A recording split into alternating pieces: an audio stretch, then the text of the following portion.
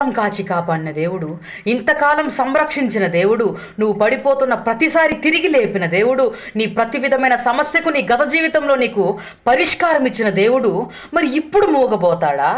ఇప్పుడు నీ చెయ్యి విడిచిపెడతాడా?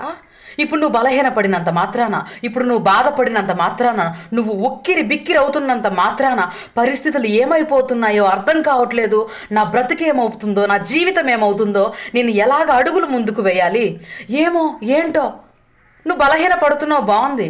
కానీ ఇంతకాలం ఇన్ని చేసిన దేవుడు ఇప్పుడెందుకు చేయడు? ఇంతకాలం నిన్ను కాచి కాపాడిన దేవుడు ఇప్పుడెందుకు సంరక్షించడు? ఎందుకు బలహీనపడాలి? ఎందుకు కృంగిపోవాలి? ఎందుకు నలిగిపోవాలి? ఎందుకు వెనకడుగు వేయాలి? ఆలోచించు ఒకసారి. ఇంతకాలం ఇన్ని కార్యాలు చేసిన దేవుడు, ఇంత గొప్ప శూర కార్యాలు జరిగించిన దేవుడు, ఇన్ని మహత్కార్యాలు చేసిన దేవుడు ఇప్పుడు మౌనంగా ఎలా ఉంటాడమ్మా? ఎలా ఉంటాడు నాన్నా? బలహీనపడొద్దు. ఆయన నిన్ను గమనిస్తున్నది నిజమైతే తప్పకుండా నీ మార్గాన్ని సరళం చేస్తాడు ఆయన.